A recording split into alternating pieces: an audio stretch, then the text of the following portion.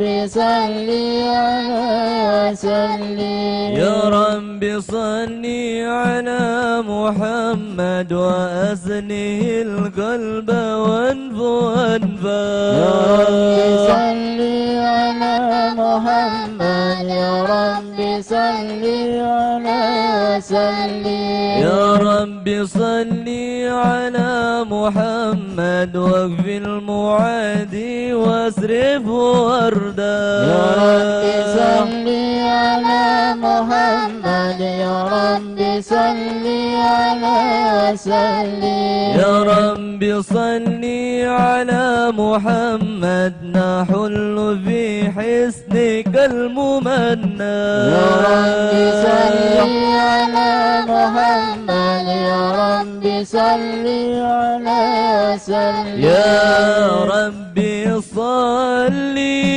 على محمد رب رضى عنا رضاك الأرفع يا رب صل على محمد واجعل لنا في الجنان مجمع يا رب صل على محمد يا رب صل عليه وسلم يا رب صل على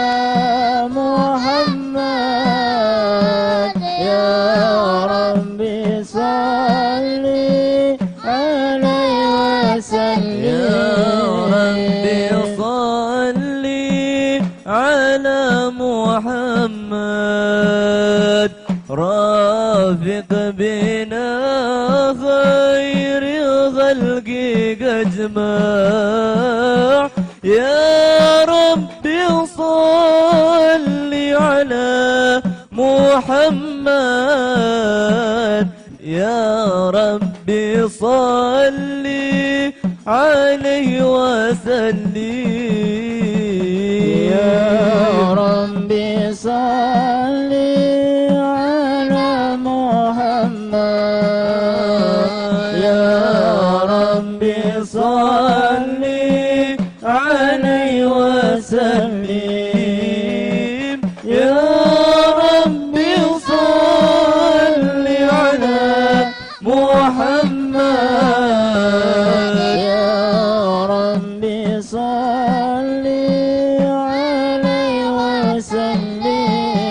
وسلم اللهم صل وسلم وبارك عليه وعلى آله أعوذ بالله من الشيطان الرجيم بسم الله الرحمن الرحيم إنا فتحنا لك فتحا مبينا ليغفر لك الله ما تقدم من ذنبك وما تأخر ويتم نعمته عليك ويهديك صراطا مستقيما وينصرك الله نصرا عزيزا لقد جاءكم رسول من أنفسكم عزيز عليه ما عنتم حريص عليكم بالمؤمنين رؤوف رحيم فإن تولوا فقل حسبي الله لا إله إلا هو عليه توكلت وهو رب العرش العظيم إن الله وملائكته يصلون على النبي يا أيها الذين آمنوا صلوا عليه وسلموا تسليما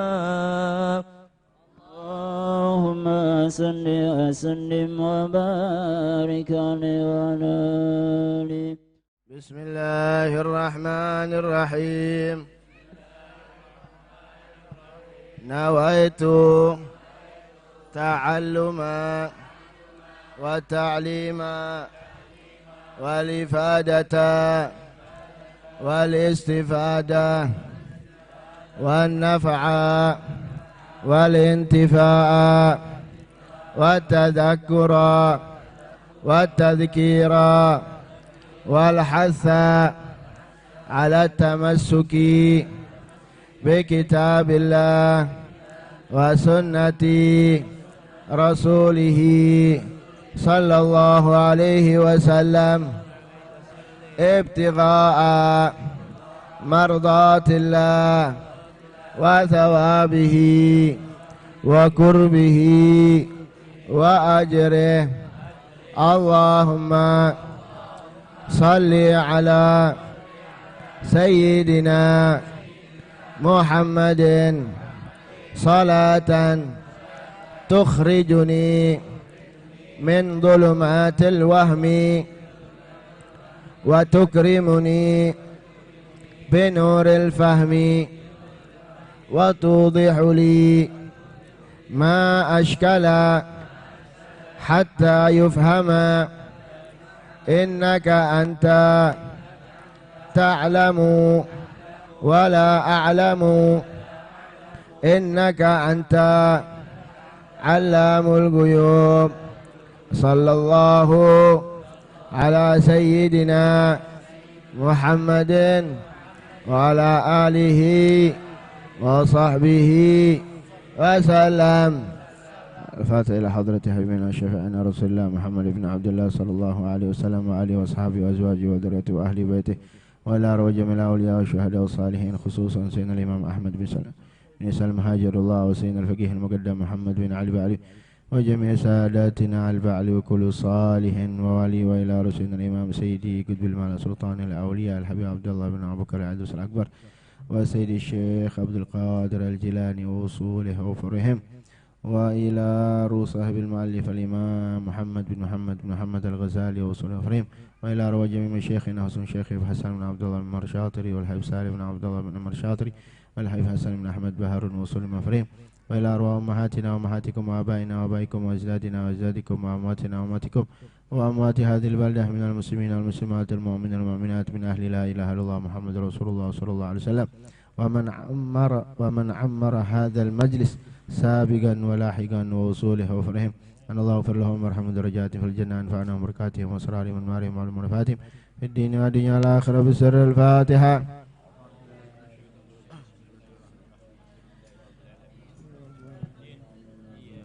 الرحمن الرحيم مالك يوم الدين إياك نعبد وإياك نستعين صراط المستقيم صراط الذين أنعمت عليهم غير المغضوب عليهم ولا الضالين آمين.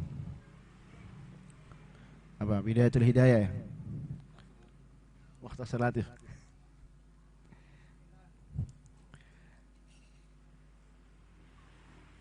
Bismillahirrahmanirrahim. Alhamdulillahirabbil alamin. Allahumma shalli wa sallim ala sayyidina wa maulana Muhammad wa ala ali sayyidina maulana Muhammad wa radhiyallahu ta'ala an kulli sahabati rasul ajma'in. Qala al-musannif rahimahullahu ta'ala wa nafa'ana bih wa bi ulumi fid darin amin ila an qala fa'lam anna bidayataha zahiratut taqwa wa nihayataha batinatut taqwa fala aqibata illa bit taqwa wala huda illa lil muttaqin. Wat taqwa ibaratun an imtithali awamirillahi ta'ala wajtinabi nawahi fahuma qismani wa ana ushiru alaika bijumalin mukhtasaratin min zahiri ilmi taqwa fil qismain jami'an wa ulhiqa qisman thalithan liyasira hadzal kitab jami'an mughniyan wallahul musta'an. Minggu keempat kita baca bidayatul hidayahnya sekali aja, sebulan sekali ya. Jadi 3 minggu kita baca fikih, minggu pertama, kedua, ketiga. Nah minggu keempatnya bidayatul hidayah. Karena ada yang mau buru-buru, hatam.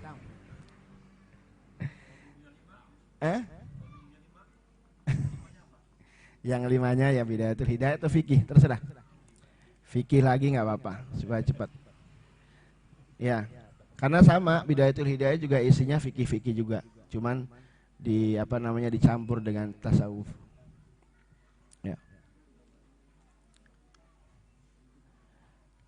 Karena ini malam minggu keempat kita baca Bidayatul Hidayah tabarukan ya, sama Imam Al-Ghazali. Ketahuilah bahwa sesungguhnya awal atau bidayah permulaan daripada kitab ini Zahiratut taqwa, au pemulaannya adalah takwa dan ujungnya pun takwa. Fala agibata illa bittaqwa, tidak ada yang berakibat baik kecuali dengan takwa. Wala huda illa lil muttaqin, dan tidak ada petunjuk kecuali untuk orang-orang yang bertakwa. Masya Allah. Jadi takwa ini sangat penting. Takwa ini gampang di lisan tapi susah melakukannya di takwa. Setiap hari Jumat kita sering dengar ya ayyuhalladzina amanu taqullaha haqqa tuqatih. Wahai orang-orang yang beriman, takwalah engkau kepada Allah sebaik-baiknya bertakwa, haqqa tuqatih. Tidak mungkin seorang hamba bisa melakukan takwa sesempurna mungkin, tidak mungkin. Tidak ada satu orang pun yang bertakwa, yang betul-betul takwa kepada Allah, tidak ada. Tidak ada. Makanya ada ayat lagi firman Allah ya. Makanya Imamul Haddad di dalam kitab Nasaihul Diniyah beliau mengatakan bahwa ayat ini mansukh, artinya terhapus. Lebih ada yang meringankan, ada yang meringankan dari firman Allah. Wattaqullah mastata'tum. Takwalah engkau kepada Allah semampu kamu. Semampu kamu sudah. Sekiranya kamu bisa meningkatkan takwa kamu ya bagus. Tapi kalau bisa mempertahankan takwa itu dengan sesempurna mungkin, itu namanya istiqomah. Jadi istiqomah itu lebih hebat lagi. Jadi yang namanya istiqomah itu takwa yang paling sempurna yaitu istiqomah. Jadi takwa yang sebenar-benarnya tidak ada yang bisa. Ya kecuali Sayyidul Muttaqin, yaitu Rasul sallallahu alaihi wasallam. Tapi selainnya tidak ada yang bisa takwa sesempurna mungkin, tidak ada. Karena firman Allah Subhanahu wa taala, "Fattaqullaha mastata'tum." Takwalah engkau kepada Allah semampu kamu. Dan takwa ini modal yang sangat hebat. Ya. Takwa adalah modal yang sangat hebat. Kalau seandainya modal seorang di alam dunia ini dengan takwa, maka lisan pun tidak bisa menghitung kebaikannya. Al-Imam Al-A'mash radhiyallahu anhu beliau mengatakan, "Man kana ra'su malihi taqwa kallatil alsunu an wasfi ribhi dinih." Siapa orang yang modalnya takwa, maka lisan pun keluh, susah menghitung kebaikan-kebaikan yang ia dapati. Angel dihitung bari akal, susah dihitung sama akal. Akal tidak mungkin bisa menghitung. Akal tidak bisa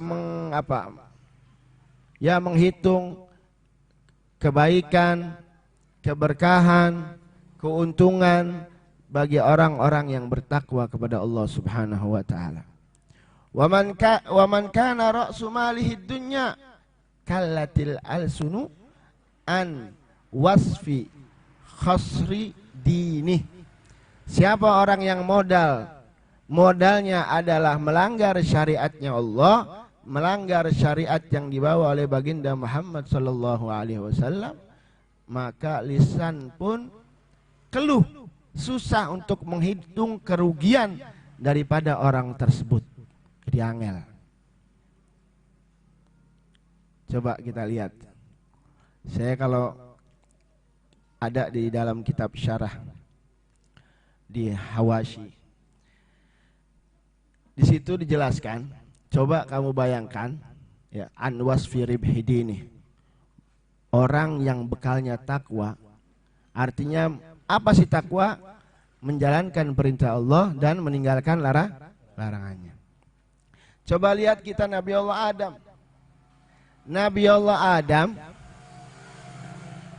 Allah Adam ini sekali beliau melanggar kepada Allah. Wala taqraba hadhihi syajarata. Allah melarang Nabi Allah Adam dan Siti Hawa untuk tidak mendekat. Bukan saja makan, mendekat saja tidak boleh. Tapi subhanallah, Nabi Allah Adam terpengaruh oleh tipu daya iblis. Akhirnya Nabi Allah Adam pun dan Siti Hawa memakan buah khuldi. Ketika beliau makan buah khuldi, beliau diturunkan dari tempat yang sangat mulia ke tempat yang sangat hina, yaitu dunia. Tempat yang sangat mulia, tidak ada satupun yang melanggar, aturan Allah di akhirat.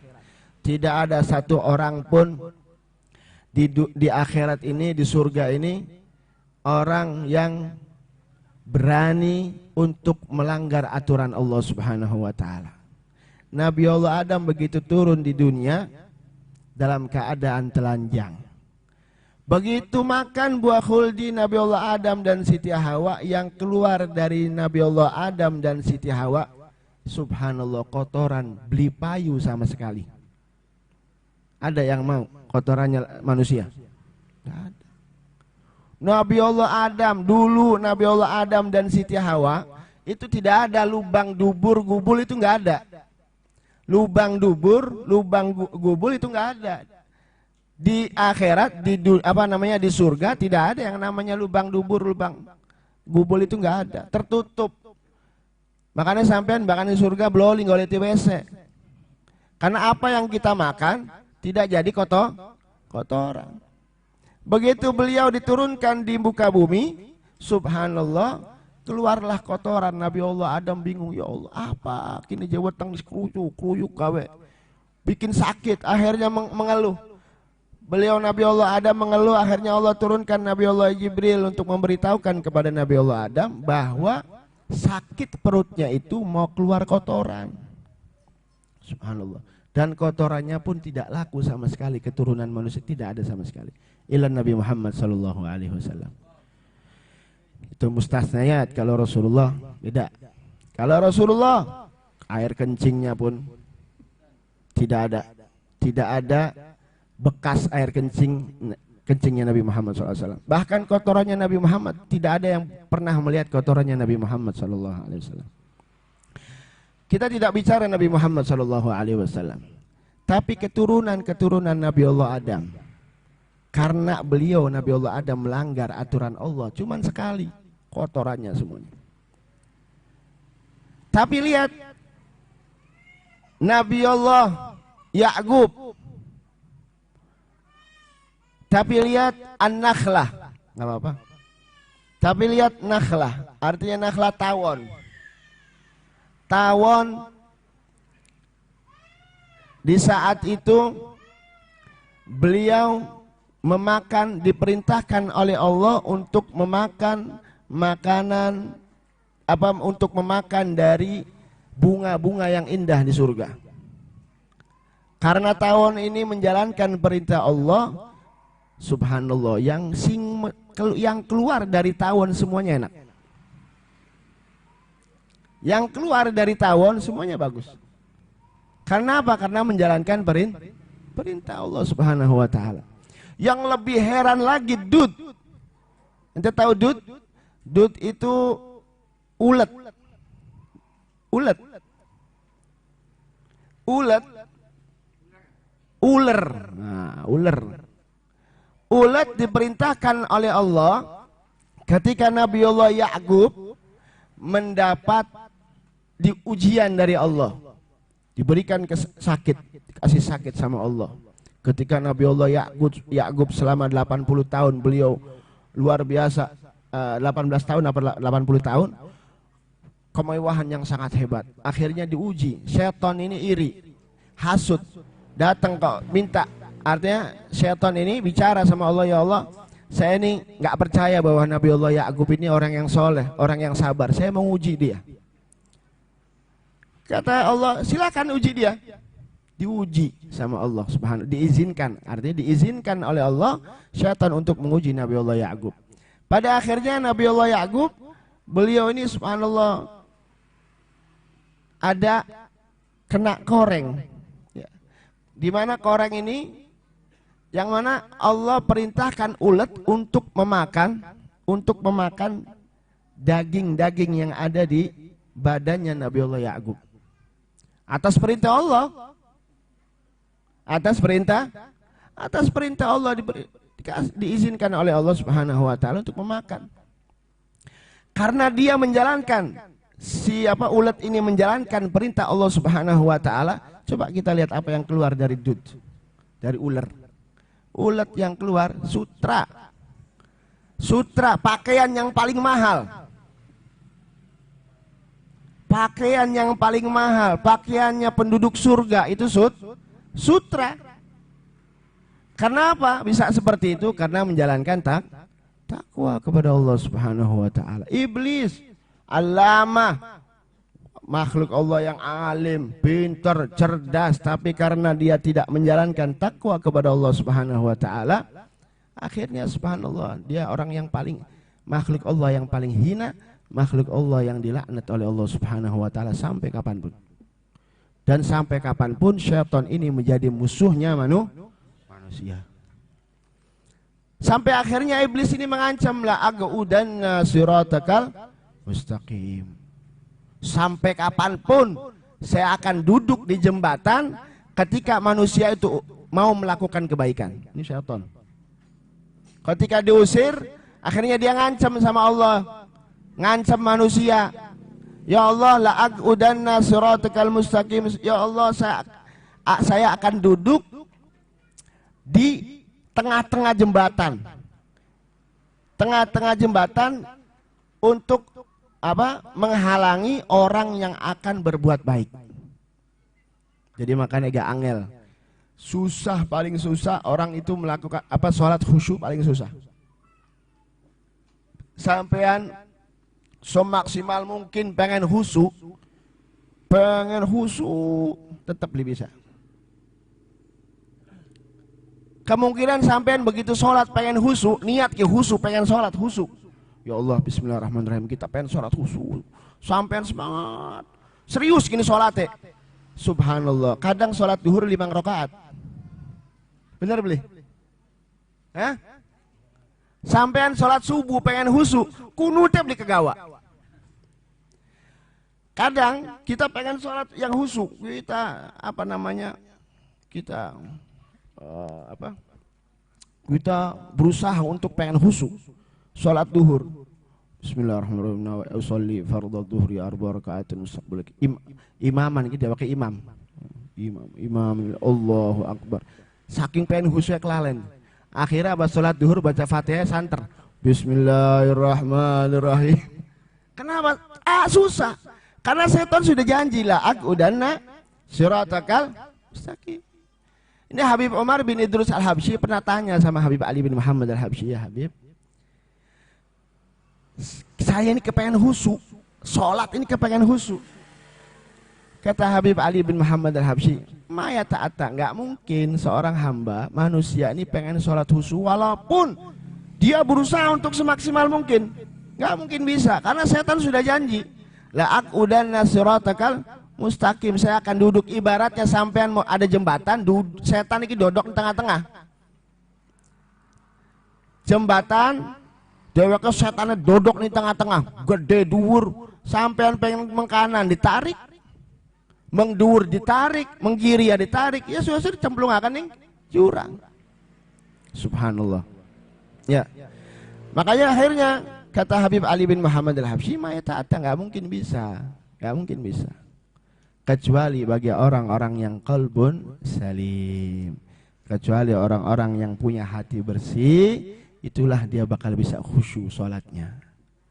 Orang yang punya hati bersih, Allah turunkan rahmat kepada dia, akhirnya dia bisa khusyuk dengan sendirinya. Dia bisa khusyuk, sampai baca Quran khusyuk, pengen tadabbur, pengen artinya supaya paham. Salah kabeh, akhirnya keblinger. Benar beli? Susah. Makanya wa in kuntum illa wariduha thumma nunajjil ladzina taqaw wa nadharu adh-dhalimina jithiya. Wa in kuntum illa wariduha. Kita ini nggak mungkin. Artinya kita di alam dunia ini, tujuan kita ini cuma dua. Ya. Tujuan kita ini dua. Kalau nggak surga ya neraka. Nggak ada namanya golput di akhirat kulangka. Aneh ning dunia golput. Ya. Golput ana beli dunia ana. Tapi di akhirat ya Allah pengen golput beli meng surga beli neraka angel. Kecuali bocah-bocah cilik. Bocah-bocah cilik bari malaikat. Nggak bisa. Tujuan kita cuma dua. Wa in kuntum illa wariduha. Dan ketika kita mau menyampai ke surga, pasti kita akan melewati singarane neraka. Neraka itu pasti kita lewati, nggak mungkin. Makanya jangan kita disumpekin dengan sesuatu yang akan meninggalkan kita, tapi kita pikirkan sesuatu yang kita akan lewati. Pasti itu neraka itu pasti kita lewati. Wa in kuntum illa wariduha thumma nunajjil ladzina taqaw. Akan tetapi kami Allah akan menyelamatkan orang-orang yang bertakwa kepada Allah Subhanahu wa taala. Pasti. Sampean pengen kepriwe bae tetap akan melewati sing arane neraka. Wa in kuntum illa wariduha. Tapi janji Allah Subhanahu wa taala, tsumma nunajjil ladzina taqaw. Akan tetapi kami akan selamatkan orang-orang yang bertakwa kepada Allah. Orang-orang yang selalu melaksanakan perintah Allah dan meninggalkan larangannya. Itulah orang-orang yang bertakwa. Wa nadharu adh-dhalimina jithiya. Akan tetapi saya akan tinggalkan orang-orang yang zalim. Artinya orang-orang yang zalim, orang-orang yang melanggar syariat baginda Muhammad sallallahu alaihi wasallam. Makanya orang yang zalim, orang yang melanggar syariat baginda Muhammad sallallahu alaihi wasallam, ini orang yang tidak mungkin diselamatkan oleh Allah Subhanahu wa taala ketika melewati yang namanya neraka, nggak mungkin, dicemplungakan. Wa nadharu adh-dhalimina jithiya, pasti. Itu janji Allah Subhanahu wa taala. Jadi makanya di sini Imam Al-Ghazali mengingatkan kepada kita pentingnya takwa. Kitab Bidayatul Hidayah ini zahirnya takwa dan batinnya pun takwa. Karena takwa kata Imamul Haddad izzun wa hirzun. Izzun wa hirzun. Takwa merupakan kemuliaan dan benteng minad duna wa minad fid duna wal marja'i. Kata Imamul Haddad yang namanya takwa izzun, kemuliaan. Wahirzun, dan benteng fid duna wal marja'i, di alam dunia, baik pun di alam dunia dan di alam akhirat. Loh bagaimana Beb? Apa di akhirat itu kita perlu takwa juga? Katanya orang yang masuk surga itu sudah tidak ada ibadah, tidak ada yang namanya sujud, tidak ada yang namanya qiyamul lail, tidak ada yang namanya sholat duha, tidak ada namanya yang sodakoh. Bukan. Wal marja'i di sini kata Imamul Haddad, takwa merupakan benteng di dunia dan di akhirat. Artinya akhirat ketika kita di alam kubur. Kata Imamul Haddad di sini di dalam kitab Syarhul Ainiyah, takwa merupakan benteng di alam dunia, wahia halatul qalbi, wahia halatul qalbi qablal maut. benteng terhadap keadaan hati sebelum meninggal. Sebelum kita dijemput oleh malaikat Israel, kita punya nyawa, disitulah takwa yang akan membentengi kita. Ketika orang menjalankan takwa syariat baginda Muhammad SAW, takwa itulah yang akan membentengi kita. Agar supaya apa? Agar supaya kita tidak terjerumus oleh bisikan-bisikan syaitan. Halatul qalbi qablal maut, keadaan hati sebelum mati. Supaya apa? Hati ini tenang ketika menghadapi Israel, ketika menghadapi malaikat Israel, ketika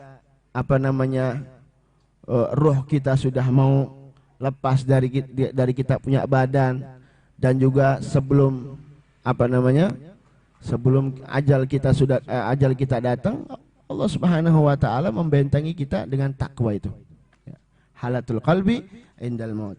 Wal marja'i, adapun di akhirat maksudnya Imamul Haddad, wal akhiratu halatul qalbi ba'dal maut.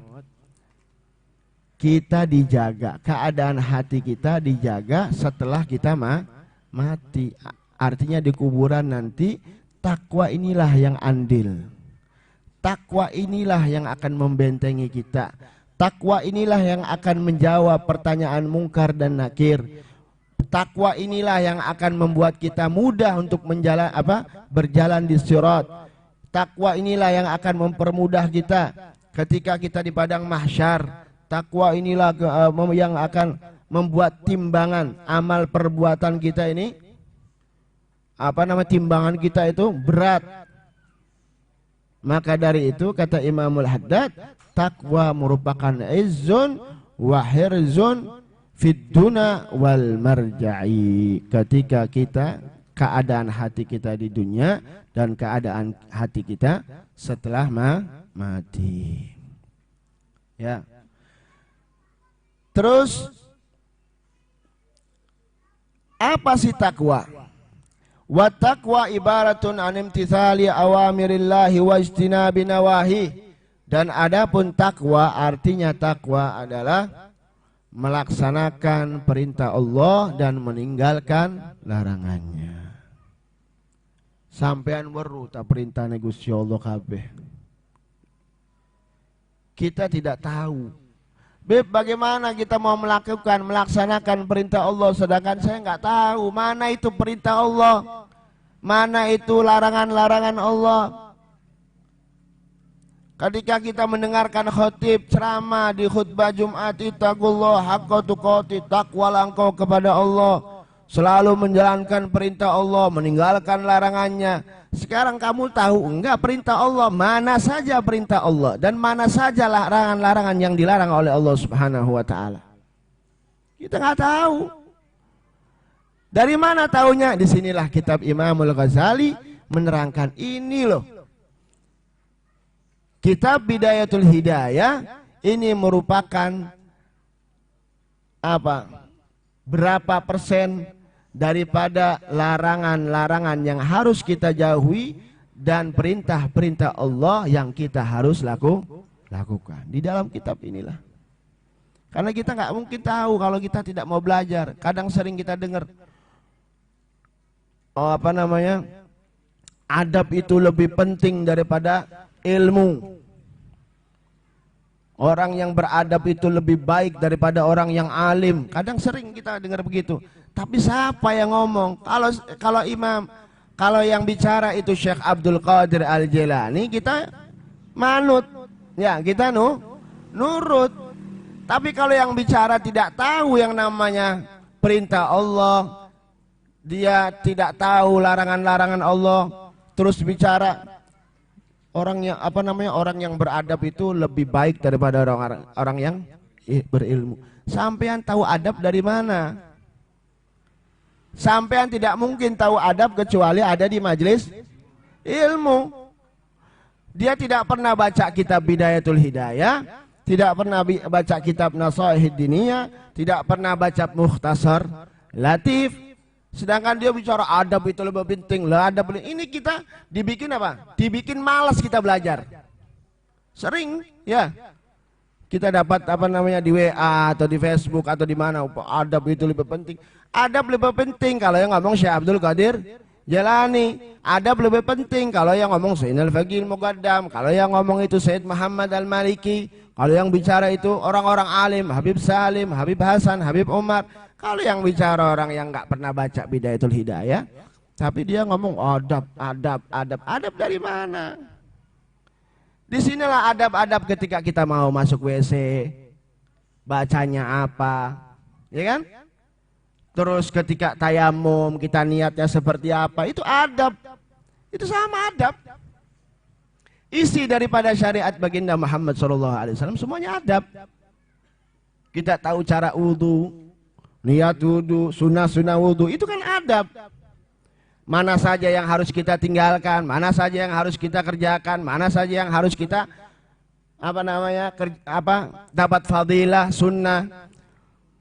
Disinilah kita Bidayatul Hidayah yang akan menerangkan tentang adab, tentang akhlak ketika kita ketika kita berada di alam dunia, ya. Terus fahuma kisman, dan itu ya ada dua, artinya perintah Allah dan larangan Allah itu dibagi dua. Wa ana ushiru alaika bijumalin mukhtasaratin min dhahiri ilmi taqwa fil kismaini jami'an. Saya akan terangkan, kata Imam Ghazali, ya, dengan jumlah yang ringkas, min dhahiri ilmi taqwa, daripada dhahir ilmu taqwa, fil kismaini jami'an, di dua bagian serentak. Wa ulhiku kisman thalisan liyasira hadzal kitab jami'an mugniyan. Saya susul lagi dengan bagian yang ketiga supaya kitab ini menjadi jami', pengumpul daripada sunnah-sunnah atau syariat atau adab-adab yang penting kita jalani di alam dunia ini. Wallahul musta'an. Allah lah yang akan menolong kita ketika kita ingin berbuat baik. Jadi kitab ini penting, ya. Insyaallah mudah-mudahan ketika kita membaca kitab Bidayatul Hidayah, amalkan sedikit demi sedikit, ya. Kita baca kitab Bidayatul Hidayah ini kalau banyak-banyak akhirnya nggak ngamalin, ya. Dalam kitab Bidayatul Hidayah ini semua sunnah, karena adab itu menyangkut wajib, haram, sunnah, mubah, makruh tahrim, makruh tanzih, khilaful aula. Jadi semuanya itu adab, ya. Semuanya itu adab.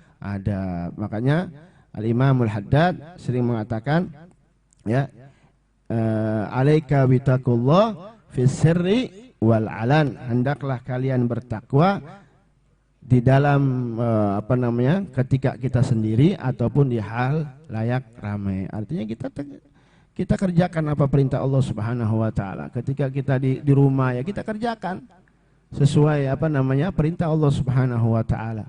Itulah takwa yang sebenarnya, ya, takwa yang sesungguhnya. Itu kita selalu melaksanakan perintah Allah Subhanahu wa taala. Bagi orang yang bertakwa, ketika orang yang bertakwa ini meninggal, semua orang, kata Imam Al-Haddad, semua manusia ini akan kembali. Ya, semua manusia akan kembali kepada Allah Subhanahu wa taala. Akan tetapi ketika kembali kepada Allah, bagi orang yang bertakwa, ruju'u i'zaz wa karamah, kembali kepada Allah dengan keadaan mulia, dimuliakan oleh Allah Subhanahu wa taala, disambut oleh para malaikat-malaikatnya Allah Subhanahu wa taala. Bahkan bumi pun menyambut kembalinya orang-orang yang bertakwa. Ketika mati disambut oleh bumi. Wal marja'i, di situ kata Imam Al-Haddad, wal marja'i, di situ semua akan kembali. Dan kembalinya orang-orang yang bertakwa, kembali dia akan dimuliakan oleh Allah Subhanahu wa taala.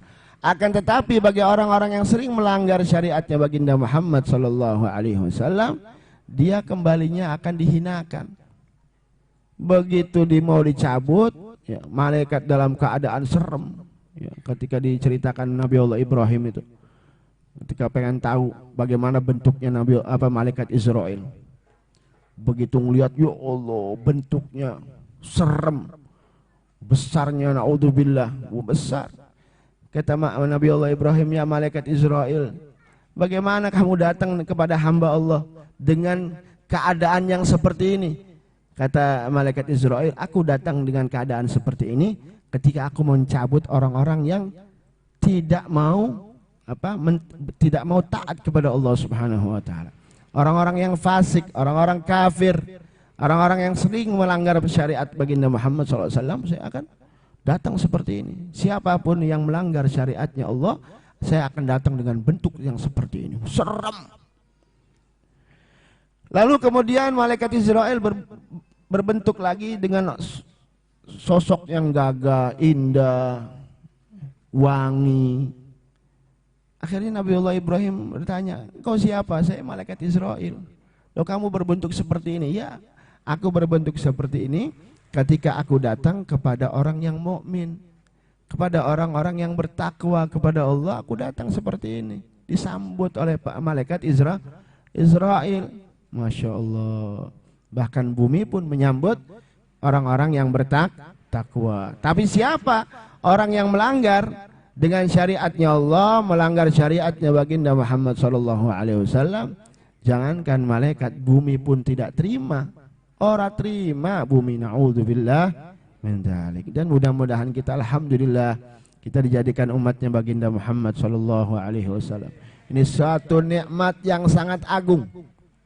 Saking gampangnya, saking mudahnya kita nih masuk surga, gampang. Semua kalimat, saking dimudahkan oleh Rasulullah SAW. Siapa uang sing baca kian, insya Allah manjing surga.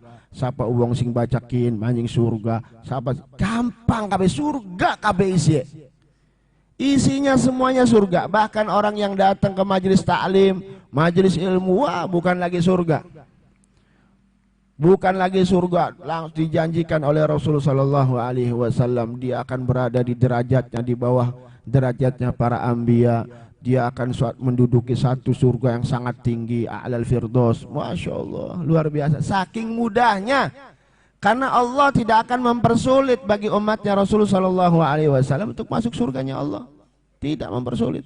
Alhamdulillah, makanya Al-Imam Ibrahim bin Adham sering mengatakan, kita ketika bangun dari tidur, jangan lupa, ya, pertama yang harus kita ingat ketika bangun dari tidur, kita ingatkan bahwa alhamdulillahilladzi ja'alana min ummati Muhammad.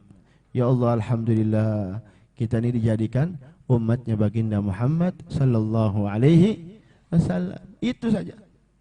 Jangan lupa begitu bangun tidur, jangan macam-macam, syukuran dulu Gusti Allah. Alhamdulillahilladzi ahyana ba'da ma amatana wa ilaihi nusyur.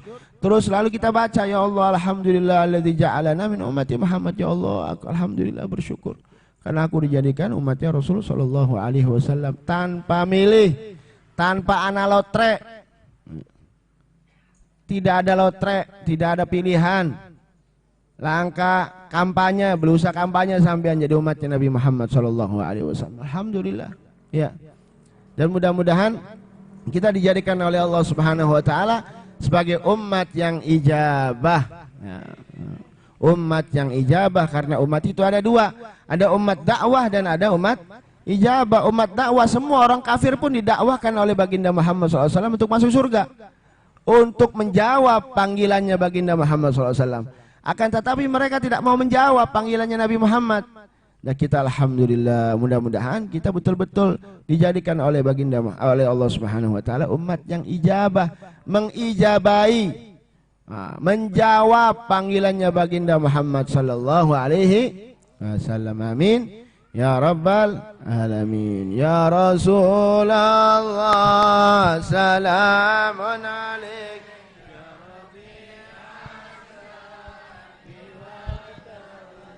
Ya Rasulullah, salamun alaik. Ya Rafi'a syah daraji ahlu baitil Mustafa tuhuri هم أمان الأرض فذكري يا رسول الله سلام عليك يا رفيع الشان والدرج شبهوا بالأنجم الزهري مثل ما قد جاء في السنن يا رسول الله سلام عليك يا رفيع الشان والدرج وسفين للنجاة إذا خفت من طوفان كل أذى يا رسول الله سلام عليك يا رفيع